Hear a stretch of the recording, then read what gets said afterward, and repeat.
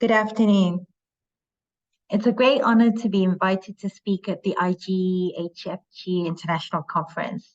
And thank you very much to the organizers for having me. And I hope I can join the next conference in person. So I understand this session is titled Before It's Too Late, Coping with the Climate Biodiversity Crisis and the Role of Finance. For me, in response to this theme, let me first take you on my personal bird's eye view tour of how finance's relationship with environmental and social issues evolved over the last 20 years. I call this relationship sustainable finance, and I would say that there are three main strands of sustainable finance, or to use a forest analogy, just share my screen first. Okay. So to use a forest analogy, there are three types of forests that support the sustainable finance ecosystem.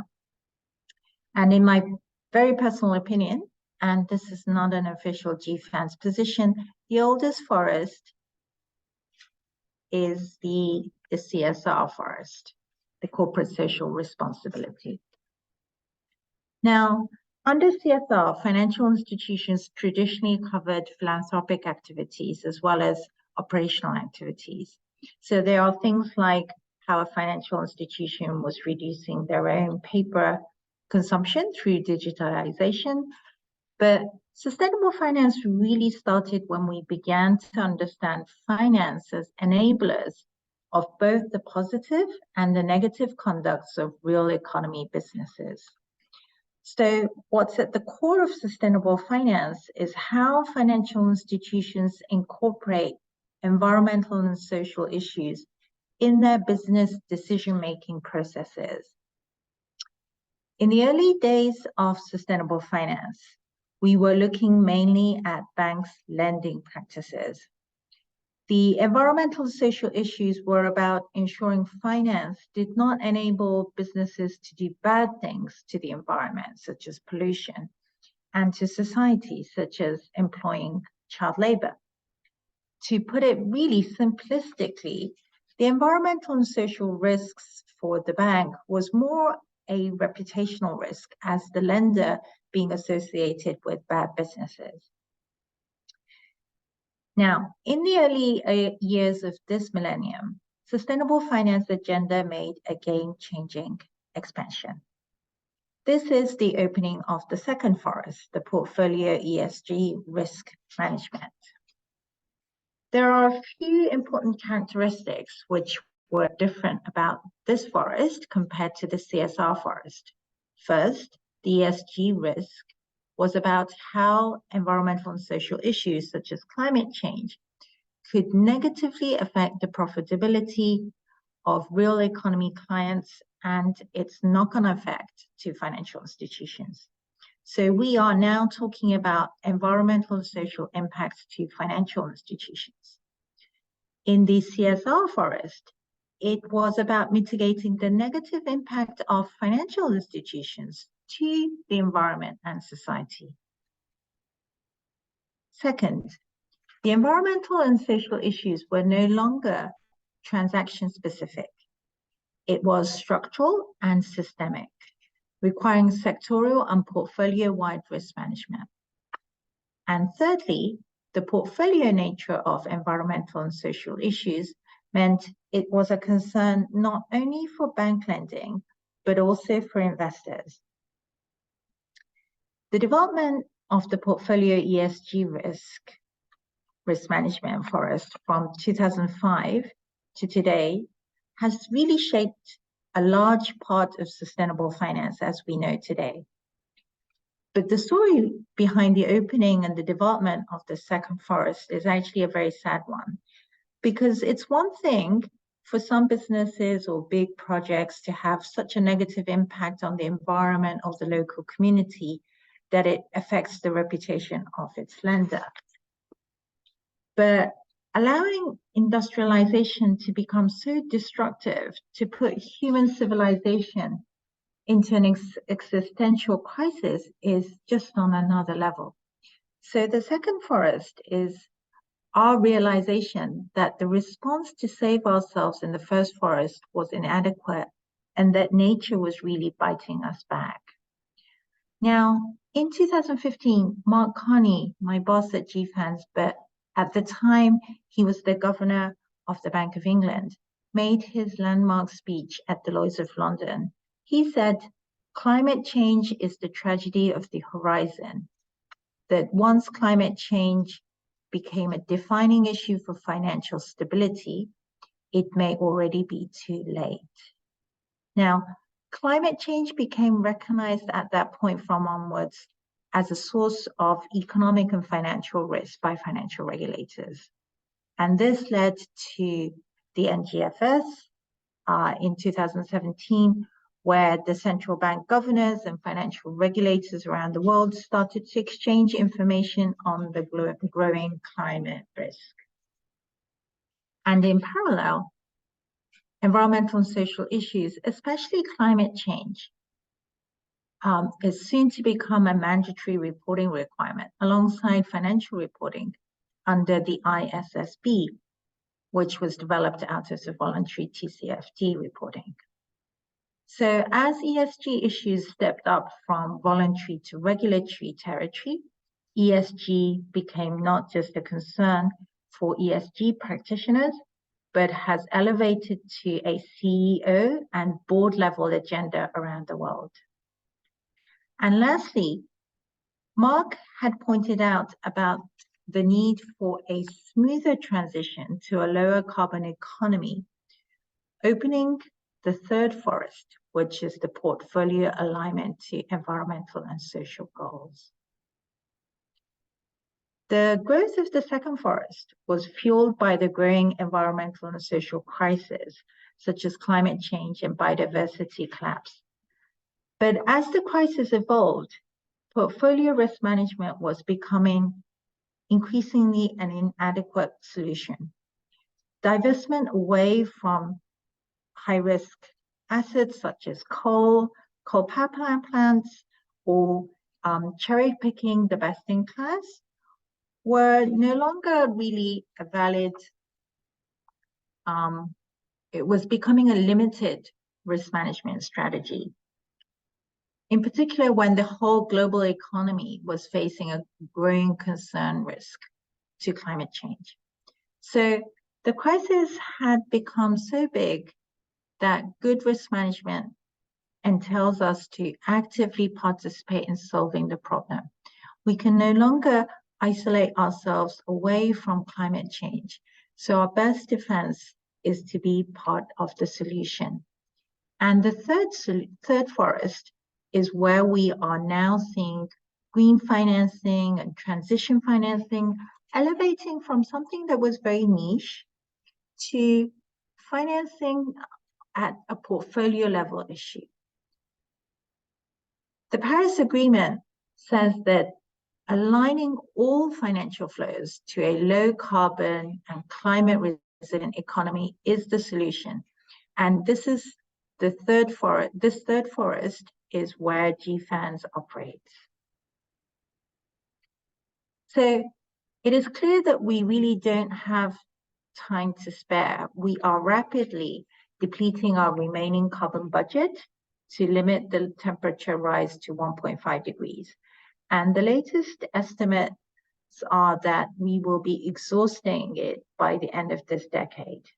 So the stakes are high because conservative estimates suggest that a 2.5 degree warming could cause the equivalent of a decade of no economic growth. Now, the energy transition is already underway. Since 2015, we have seen an explosion in clean energy investment, bringing the energy transition to an inflection point. Today, the investment ratio between fossil fuel energy and clean energy is nearly parity at 0.9 to 1, meaning for every dollar of investment going into fossil fuel, another 19 cents goes to clean energy. The total investment passed $1 trillion in 2022 for clean energy. And IEA predicts that we will be moving to a 1.5 to 1 ratio in 2023. But Bloomberg NEF says that we need to further ramp up our investment into clean energy if we want to achieve our 1.5 degree goal and reach for a 4 to 1 investment ratio by 2030. Now, let me now introduce GFANZ, the Glasgow Financial Alliance for Net Zero. So GFANZ was founded in 2021 as a global coalition of leading financial institutions committed to supporting decarbonization of the global economy. GFANZ is a pan-financial sector initiative that brings together 8 net zero financial sector alliances, such as the Net Zero Banking Alliance, the Net Zero Asset Owner Alliance. And GFANZ's alliance membership covers over 650 financial institutions, over 50 jurisdictions, representing about 40% of global private finance in terms of financial assets. And these financial institutions have committed to aligning their portfolio to net zero by 2050. And in South Korea, there are 10 financial institutions which are part of the GFANZ community. So in order to have an orderly, inclusive, whole economy transition, the world needs a common definition of transition finance and transition planning. And to that end, GFANZ has been developing guidance for financial institutions and companies. Last year, GFANZ identified 4 strategies necessary for financing a whole economy transition to net zero, which collectively comprise transition finance. So these are defined as financing or enabling climate solutions and companies that are already aligned or aligning to a 1.5 degree pathway, and also supporting the accelerated phase out of high emitting assets that already are in the economy today. So the importance of financing the first 2, the climate solutions and green companies or aligned companies, is quite clear. But GFANZ's strategy also emphasized the need to finance where the emissions are and to support the real economy decarbonization. So GFANZ has created a framework, a net zero transition plan framework that has broad application for both financial institutions and corporates.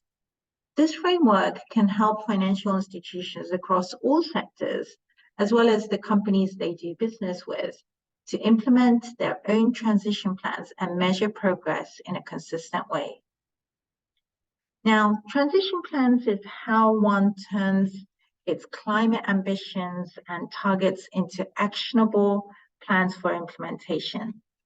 For financial institutions, it's about the plan of action to turn financed emission targets into financial flows that lead to real economy decarbonization. And GFANZ's transition plan is nothing new. It builds upon a lot of existing initiatives and work. It lends itself to TCFD, CDP, science-based targets, and so forth. And the Net Zero Transition Plan framework is consistent with regulatory and voluntary initiatives as well. For example, the MAS and the HK, the Hong Kong Monetary Authority's guidelines around transition plans are pretty consistent with the GFANZ transition plan guide as well. And the Net Zero Asset Managers Initiatives guidance on investors' climate action plan is also consistent with the GFANZ transition plan as well. And governments globally have started promoting transition finance and the development of transition plans. Every country and business, including financial institutions, need a strategy for how it will navigate the risks of climate change and seize the economic opportunities from the net zero transition. GFANZ also highlights the importance of real economy transition plans. Financial institutions need to rely on their clients and investee companies' net zero commitments and net zero transition plans, especially around low carbon CapEx plans, to really identify whether they are financing and helping companies on their journey to net zero, or just supporting the business as usual, where they are just delaying the transition. So while green financing is well established, we are still developing consensus on what is credible financing for brown companies transition to green, or how to build confidence that financing the early retirement of high-emitting assets will really result in real economy emission reductions. At GFANZ APAC Network, we have been working with financial institutions and stakeholders in developing a set of recommendations for financing the managed phase-out of coal-fired power plants in APAC. We have done a consultation over the summer, and we'll be putting out our final report at COP in December. And what we have learned from our work is that managed phase-out of coal plants is part of a system-wide energy transition. And its credibility relies not only on the credibility of the power plant, but also on the credibility of the net zero transition plan of the power plant owner, and also the commitment and the energy transition plan of the country.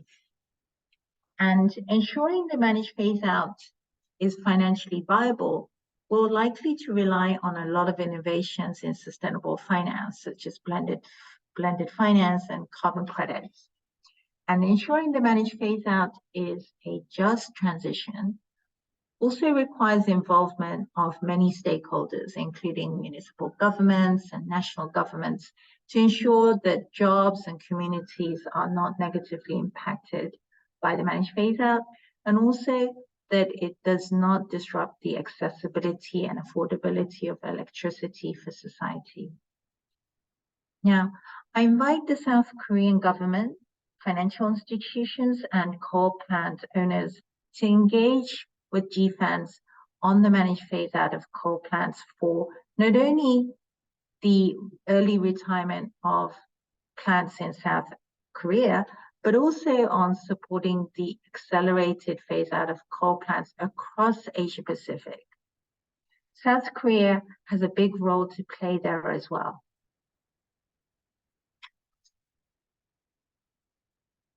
So now, in conclusion, the Earth's average temperature is already almost 1.2 degrees Celsius above pre-industrial levels.